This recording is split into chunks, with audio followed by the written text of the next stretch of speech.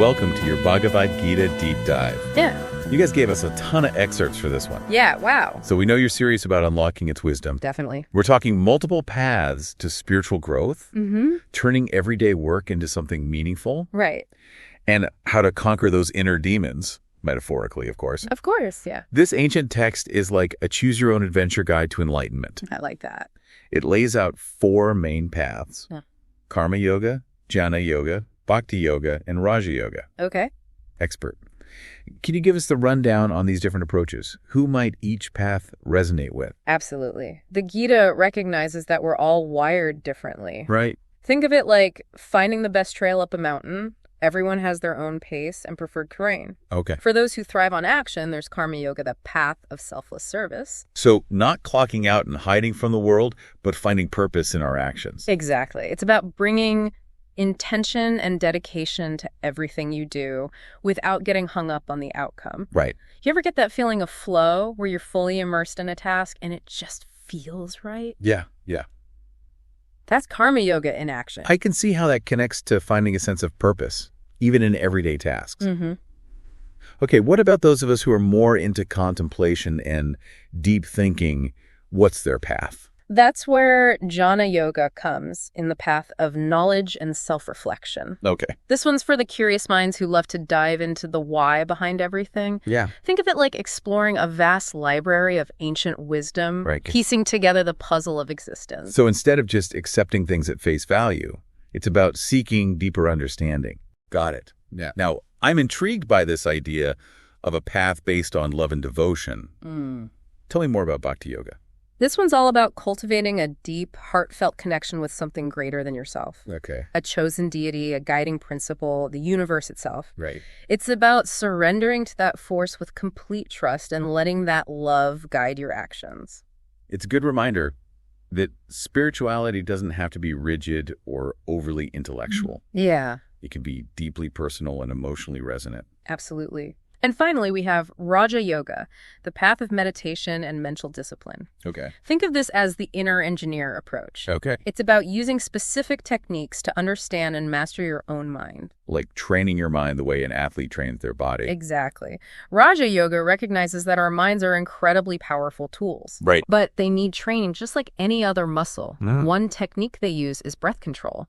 Regulating your breath can actually calm your mind and lead to deeper states of awareness. Wow, I never thought of breath control as a spiritual practice, but it makes so much sense.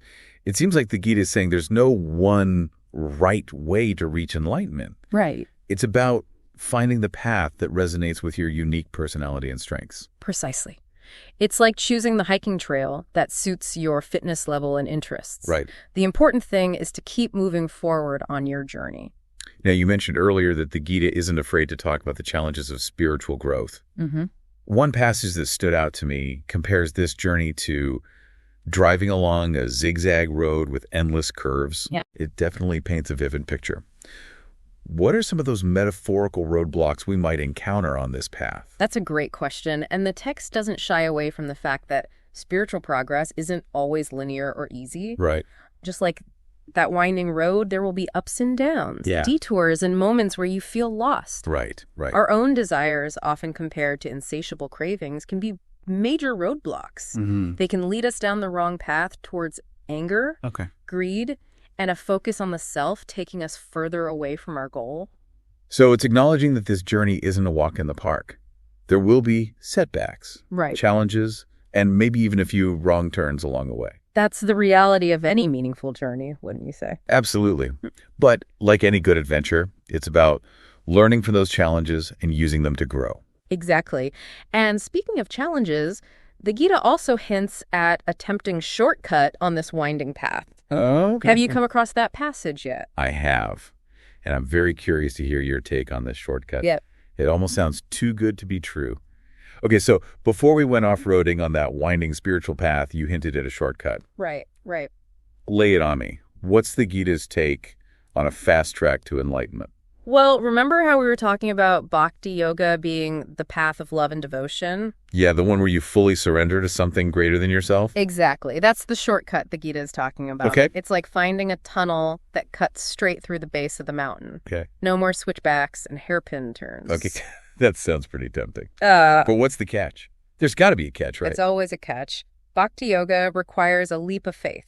It's about complete surrender, trusting that even though you can't see the path ahead, you're being guided towards the light at the end of that tunnel. So it's a trade-off, less struggle on the outside, but a whole lot of trust required on the inside. Precisely. And it highlights a key point the Gita keeps coming back to. Okay. There's no one-size-fits-all approach to spirituality. Right. Each path has its own challenges and rewards. It's like those personality quizzes. Which yoga path are you? Exactly. But here's where things get really interesting.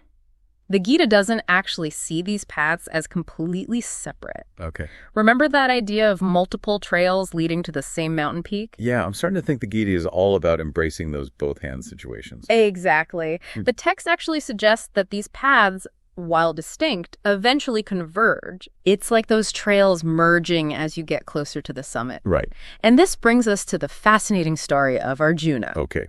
For those of us who need a little refresher, who's Arjuna in this epic tale? Arjuna is a central figure in the Bhagavad Gita, a skilled warrior facing a moral dilemma on the battlefield. Okay. Think of him as someone who's achieved great things externally, but is now grappling with deep inner conflict. He's chosen for a divine revelation, a direct experience of the universal spirit that completely transforms his understanding. So it's like he's suddenly transported from the foothills to the mountain peak in a flash of insight. Exactly. And this transformation highlights something crucial about the Gita's message. Okay. Direct experience is a powerful catalyst for spiritual growth. It's one thing to read about climbing a mountain, but it's a whole other experience to actually stand on the summit. Exactly. And notice how Arjuna's questions change after this experience. Okay. He's no longer just concerned with his personal struggles. He's asking deeper questions about the nature of reality. Okay. The purpose of existence, the true meaning of devotion. Right. This is what the Gita means by knowledge arising from devotion. That's really interesting. It's like experiencing something firsthand can completely shift your perspective and deepen your understanding in a way that intellectualizing it never could. You've hit the nail on the head. And this brings us to another fascinating aspect of the Gita that often resonates with people today. Okay. Remember how we talked about choosing your own path? Right. Well, the Gita doesn't shy away from the fact that there are many different perspectives on truth and spirituality. That's one of the things I find so refreshing about this ancient text. It's comfortable with ambiguity and encourages exploration instead of clinging to rigid dogma. It's a breath of fresh air, isn't it? Especially in a world that often feels so polarized and divided. The Gita even goes so far as to mention the Vedic tradition of praising different gods. Wait, hold on. I remember that part, and I have to admit, it threw me for a loop. How can you have a path to truth if there are multiple versions of the divine being worshipped? That's a great question, and it perfectly captures the kind of open-minded inquiry the Gita encourages. Okay. It's not about blindly accepting contradictions, but rather understanding the context and the deeper message behind these seemingly conflicting ideas. So how do we reconcile this idea of multiple truths with our innate desire for clear-cut answers?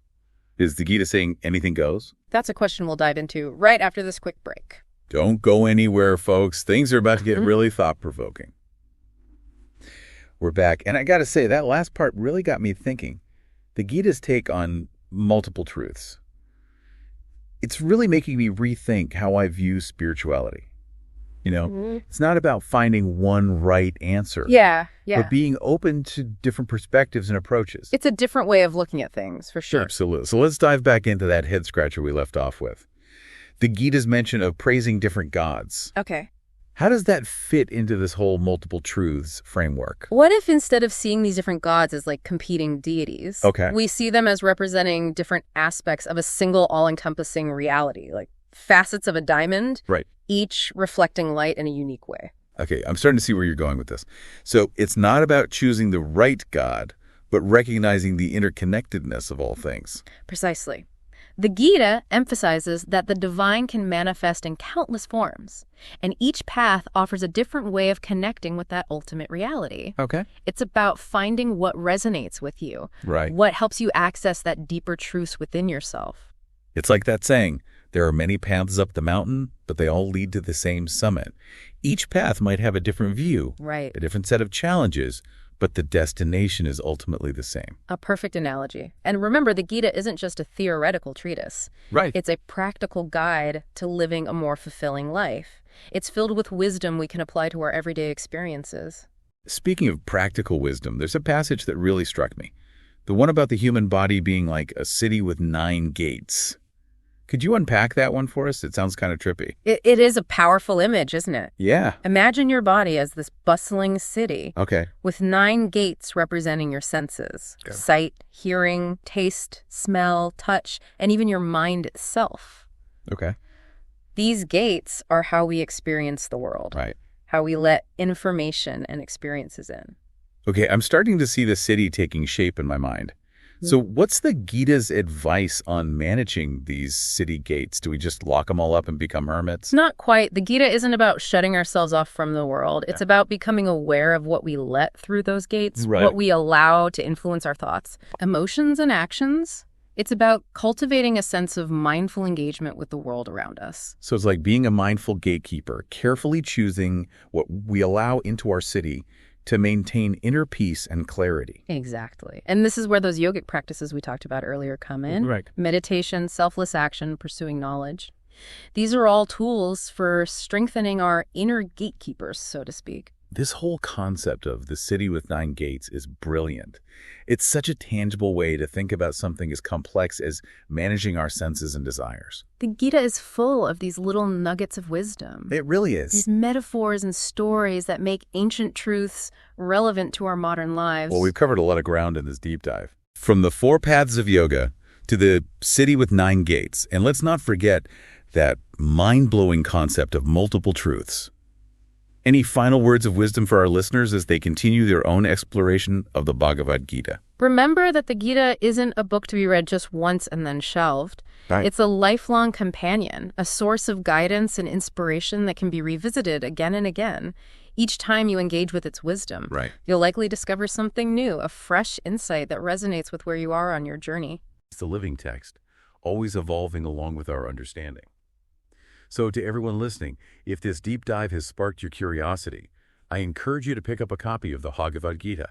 Read it, reflect on it, discuss it with others, and most importantly, let its timeless wisdom guide you on your own unique path to spiritual growth and self-discovery.